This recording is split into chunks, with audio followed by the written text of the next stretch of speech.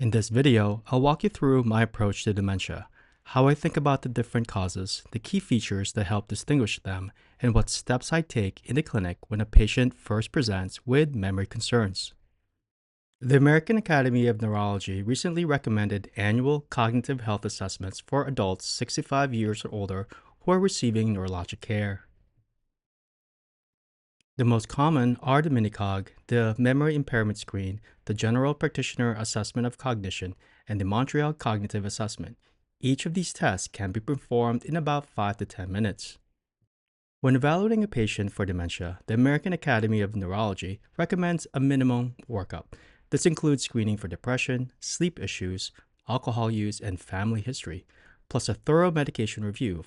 Labs should always be checked for glucose, liver function, CBC, vitamin B12 level, TSH, and high-risk patients an RPR for syphilis. And don't forget imaging. An MRI or CT without contrast is important. Keep in mind that dementia isn't diagnosed with a single test. A structured evaluation helps uncover reversible causes and guides the right next steps. We must be able to recognize the most common dementia syndromes. After ruling out reversible causes, the four major types are Alzheimer's disease, frontotemporal dementia, dementia with Lewy bodies, and vascular dementia. Imagine a 68-year-old retired teacher who comes to the clinic with his wife. She's the one who first noticed the changes.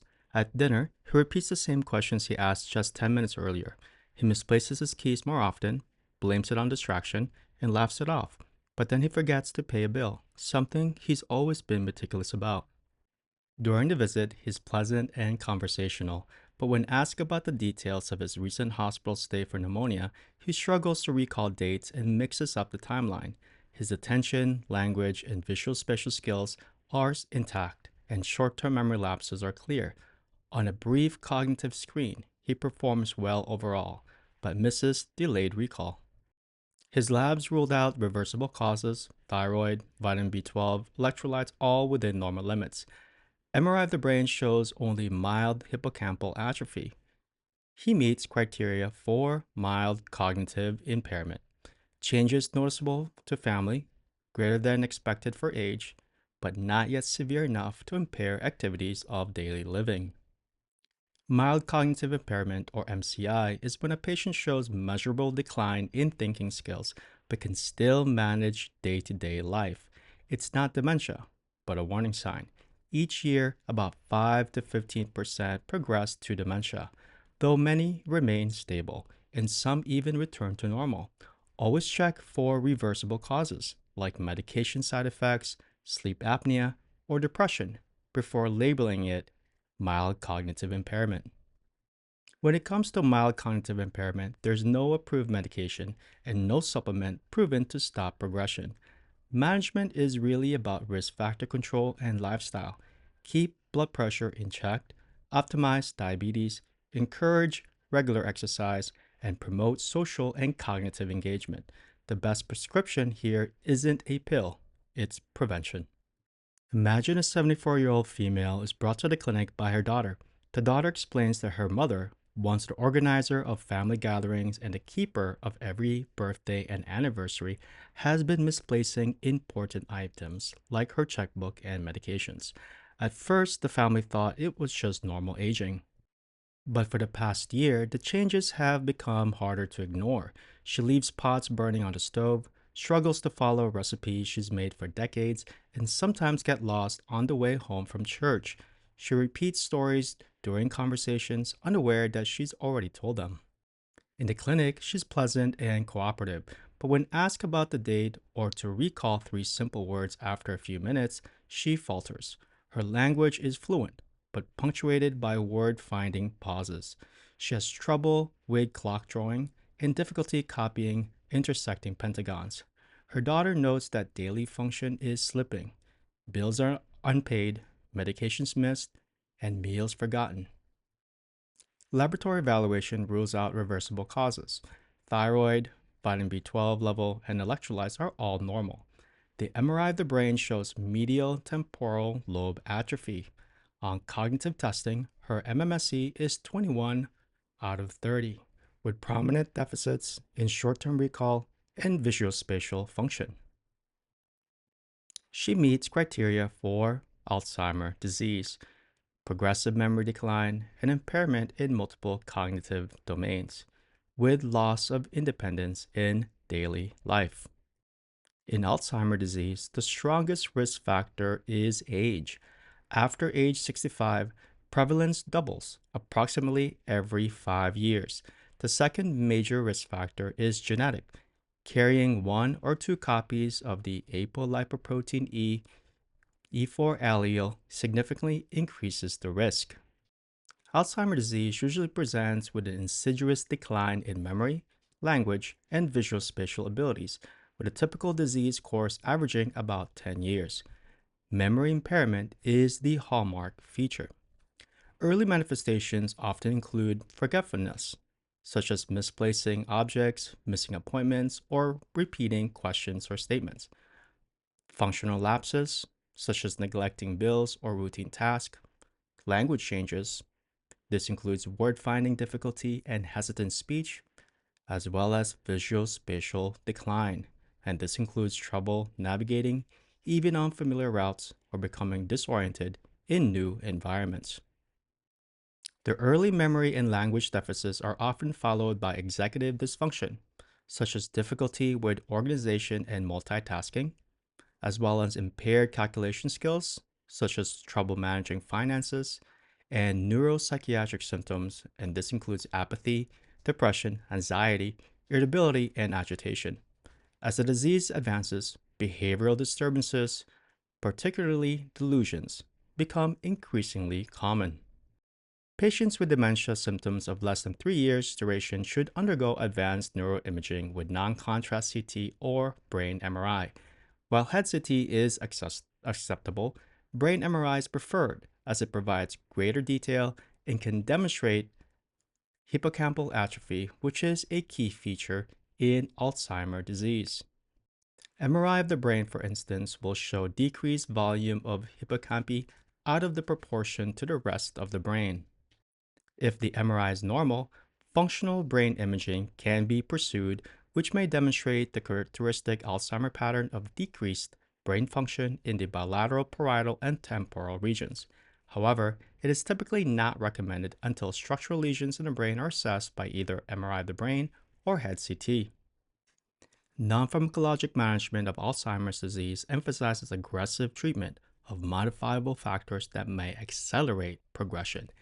Key strategies include identifying and treating sleep disorders, especially obstructive sleep apnea, and optimizing cardiovascular health through strict control of traditional risk factors such as hypertension, diabetes, and hyperlipidemia. Patients with Alzheimer's disease should be encouraged to maintain a regular exercise program. While the impact of diet on slowing cognitive decline remains uncertain, a heart-healthy diet is generally advised given the strong link between cardiovascular risk factors and Alzheimer's disease.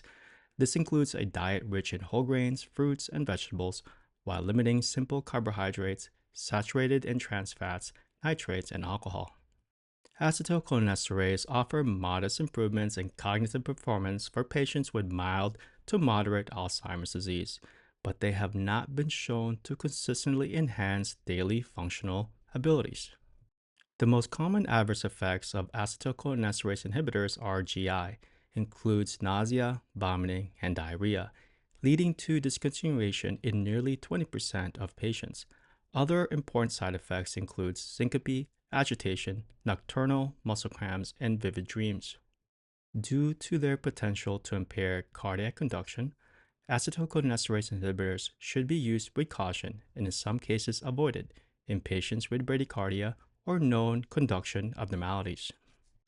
Memantine, by contrast, is approved for use in moderate to severe Alzheimer's disease, particularly when there is significant functional impairment. Imagine a man in his early 60s, previously high functioning, was brought in after being arrested for trespassing in his neighbor's backyard. At first glance, it sounded like a legal issue, but the deeper story was medical. Here's his story.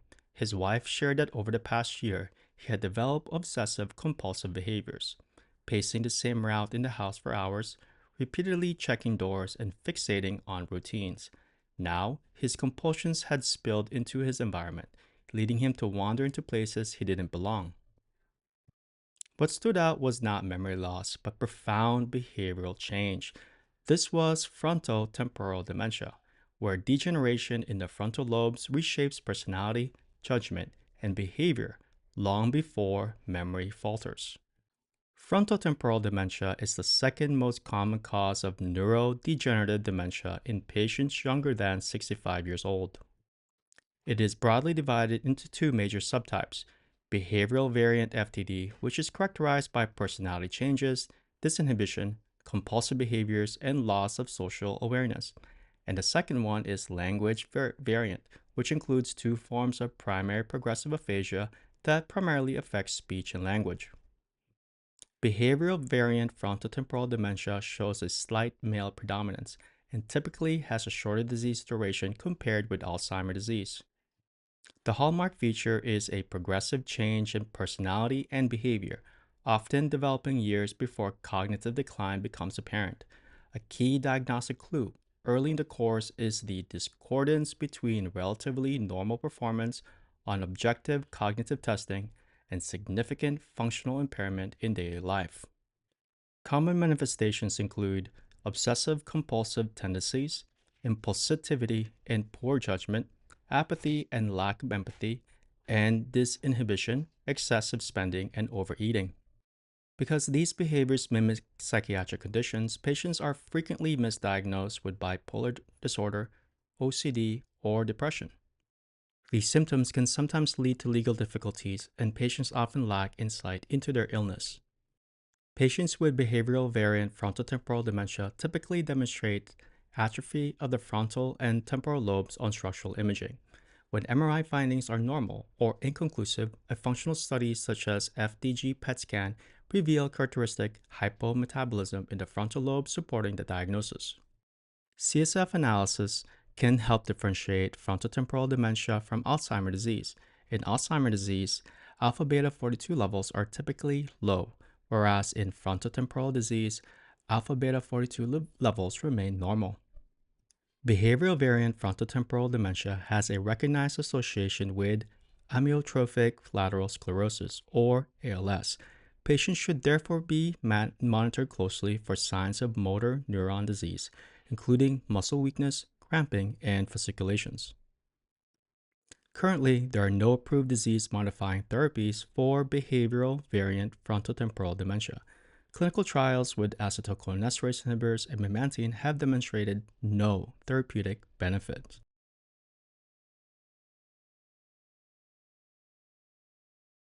He was a retired teacher in his early 70s, brought in by his wife for quote-unquote memory problems. At first glance, it looked like Alzheimer's, but the story was different. His wife described vivid visual hallucinations, such as seeing children in the living room who weren't there. He had fluctuation in cognition, some mornings sharp and engaged, other days confused and withdrawn. On exam, there was a subtle Parkinsonian gait and rigidity. This was not Alzheimer's dementia. It was dementia with Lewy bodies. Its hallmark pathology is the presence of alpha synuclein aggregates known as Lewy bodies. Clinical diagnosis includes visual hallucinations, dementia, Parkinsonism, such as gait problems and slowness of movements, rapid eye movement, sleep behavioral disorder, and frequent fluctuations in attention. The distinction between Parkinson's dementia and dementia with Lewy bodies lies in the timing of cognitive versus motor symptoms. If the motor symptoms precede dementia by several years and cognitive decline develops later in the course, the diagnosis is Parkinson's disease dementia. If the dementia and motor symptoms appear within 1 to 2 years of each other, the condition is classified as dementia with Lewy bodies. Imagine this 74-year-old man is brought by his daughter. She says dad's memory hasn't been the same since his last stroke. You notice something different from Alzheimer's. The decline seems to be stepwise, not gradual. 1 month he's functioning, the next, after another ischemic event, he can't balance his checkbook or remember how to get to the market. His gait is slower, he has trouble with executive tasks, and his mood feels flat. Vascular dementia is strongly linked to systemic vascular risk factors such as hypertension, diabetes, hyperlipidemia, and smoking, and often occurs in patients with a history of stroke. Unlike Alzheimer's disease, the cognitive decline tends to be stepwise or fluctuate depending on the vascular events. The clinical signs to watch for includes early gait impairment. These are patients that might present with difficulty walking before significant memory loss, as well as personality or mood changes, such as apathy, irritability, or depression, which can be early manifestations. And remember, neuroimaging plays a central role in vascular dementia. On MRI of the brain, there's absence of hippocampal atrophy and presence of confluent white matter hyperintensities consistent with small vessel disease. Thank you, and that's my approach to dementia.